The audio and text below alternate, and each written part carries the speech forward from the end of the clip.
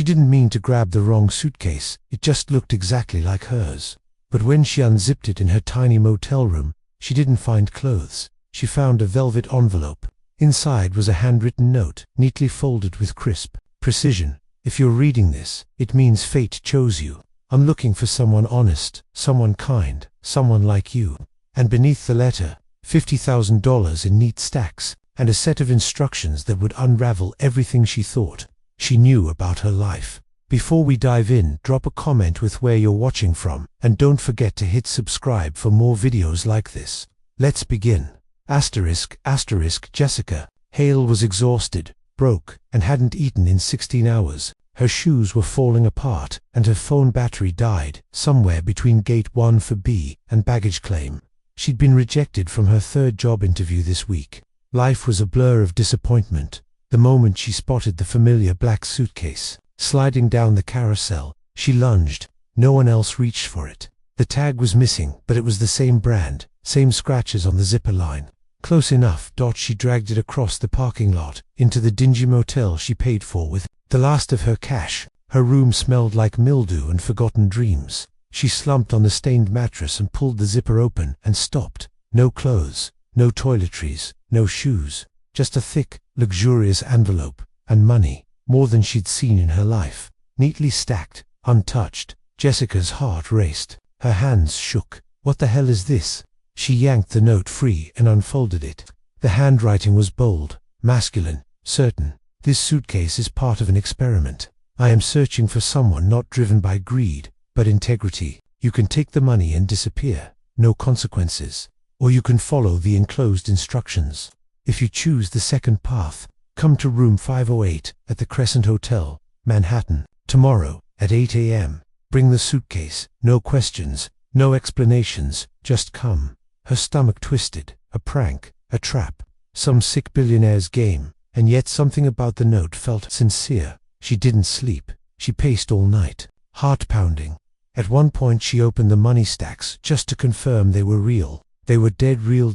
By morning, her fear hadn't faded, but her curiosity had overpowered it. She packed her own things in a plastic bag. She changed into the cleanest clothes she had, tied her hair back, and left the motel with the mystery suitcase in hand. What she didn't know was that someone had been watching her since the moment she left the airport. The Crescent Hotel towered above Manhattan like a silent judge. Its polished glass exterior shimmered beneath the rising sun. Jessica stood in front of it, suitcase in hand, heart pounding so loud it drowned out the taxi horns and city chatter around her. She didn't belong here. Her sneakers squeaked against the marble lobby floor as she walked past, sharply dressed, guests and cold-eyed receptionists. No one stopped her. No one questioned the stained hoodie or the obvious motel fatigue on her face. She stepped into the elevator and pressed room 508. Every second of the elevator's climb felt like it might be her last breath of normalcy. The doors slid open. She stepped out. The hallway smelled like lavender and power. Room 508 was at the end. She raised her hand, knocked once. The door opened almost immediately. A man stood there, tall, maybe late 30s, clean-shaven, sharp jaw, dark close-cropped hair, and a navy blue suit tailored like a second skin. But his eyes were what struck her. Intense, searching, calculating, and kind. He said nothing at first, just looked at the suitcase in her hand. "You brought it," he finally said. His voice was smooth, but not rehearsed, almost surprised. Jessica cleared her throat. "I wasn't sure if this was real or legal." He chuckled softly and stepped aside. "It's both. Please, come in." She hesitated, then stepped through the threshold. The suite was huge, minimalist, glass walls overlooking the city, a single silver tray on the coffee table with tea and croissants. But her focus never left him. "I'm Nathan Carter," he said, walking toward the tray. "And you are Jessica Hale." He motioned toward the sofa. "Please, eat. You look like you haven't had a decent meal in a while." That broke her. She sat. The first bite of croissant almost brought tears to her eyes. He waited, silent, watching. After a few minutes, she asked, "What is this? Some social experiment?" He smiled faintly. "In a way, I've been looking for someone, not just someone honest, but someone who knows struggle, humility, someone with instincts I can trust." Jessica blinked. Why? Nathan leaned forward. Because I built a company on brilliance. But now I need someone who understands people. The real kind, not corporate caricatures. She frowned. You think I'm that person because I grabbed your bag. You didn't steal it. You didn't run with the money. You showed up. Jessica's voice was low. I almost didn't. But you did. He stood, walked to a safe in the corner, and pulled out a file. Dropped it in her lap. I want to offer you a job, she blinked. You don't even know me. I've known you for months. Her heart stopped. What? He sat back down. Calm still. You helped a woman in Brooklyn last year when her car broke down. Bought her soup with your last $10. She was my aunt. I've had eyes on you ever since. Jessica's breath caught. Nathan leaned in. I'm not asking for loyalty. I'm offering you a place, a clean start, and if you say yes, he motioned to the suitcase, that money's yours to keep. First month's advance. Silence filled the room. Jessica stared at him, blinking back tears. This was either the most elaborate scam of her life, or the miracle she never believed in, and she was about to find out which. ***. Jessica didn't answer right away. The file on her lap was thick-typed, highlighted, and unnervingly detailed. It had copies of her resumes, rental eviction notices, job rejections, even a newspaper clipping of a car accident she was once in. The more she flipped through it, the more exposed she felt. Naked in front of a stranger who knew too much. You've been watching me, she asked quietly. Nathan's eyes didn't flinch. Not in the way you're thinking. I asked a few people to keep tabs after that day in Brooklyn. You made a choice most people wouldn't. You gave when you had nothing. That meant something. Jessica looked down. Her heart ached. The last time someone said she mattered, they left the next day. I'm not some kind of savior, she whispered. I've made mistakes. A lot. He leaned forward. That's what makes you qualified. She looked at him, confused. I don't want perfection, he said. I want resilience. Jessica stood abruptly. The croissant turned to ash in her mouth. This is insane. I don't even know what the job is. You talk like I passed some secret test, but I didn't ask for any of this. Nathan didn't stop her. He just nodded toward the glass door leading to the balcony. You want the truth, he said. Step outside with me. Still clutching the suitcase like armor, Jessica followed. The view was staggering. Manhattan's morning chaos unfolded beneath them honking cars, flashing lights, a skyline scraping heaven. Nathan placed both hands on the railing and spoke quietly, like confessing something to the wind. 3 years ago, I lost everything. That mattered. Not the company, the soul of it. I started something that was supposed to help people. Then I handed the reins to wolves. I was too busy chasing investors. I forgot the ground we stood on. Jessica said nothing. He turned to her. Want to rebuild, but not from boardrooms and marketing teams. From people, with people. Ones who know what it's like to hurt, to hustle, to keep moving when everyone else tells you to quit. Jessica whispered, so I'd be. What? Your assistant? No, my anchor.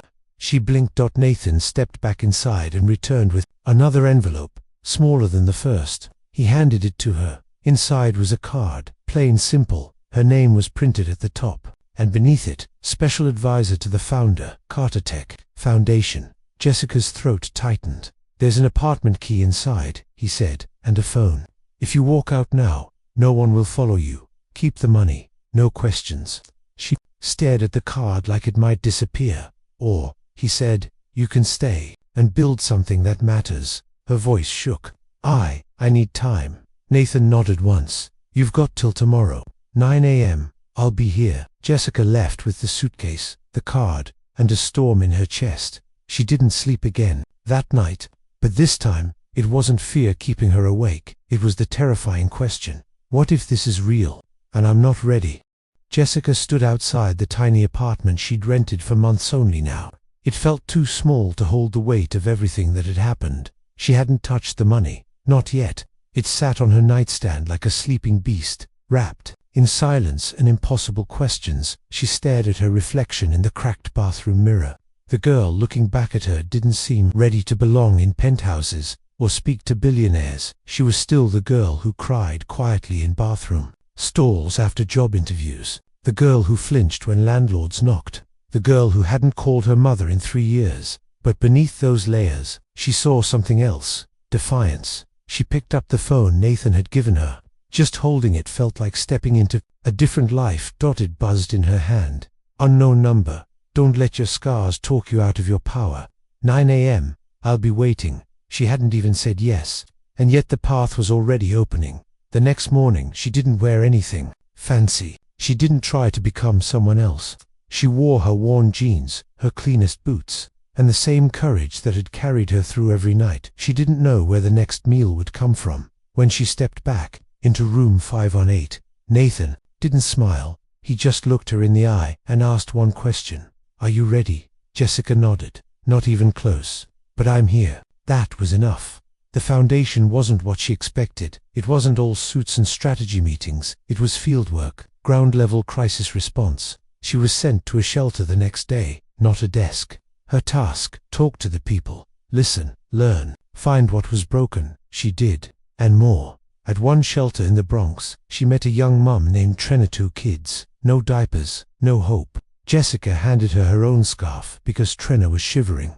That same night, Nathan showed up, quietly, no press, no entourage. He watched as Jessica sat on a milk crate beside a homeless vet named Ray, letting him teach her how to keep your socks dry during winter. When they got back into the car, Nathan looked at her like he saw something no one else had ever noticed. You know what I saw in you, he said, not just honesty, but presence. You don't look through people, you see them. Jessica's chest ached. I don't want to be a mascot. Good, he said. I want you to be a mirror.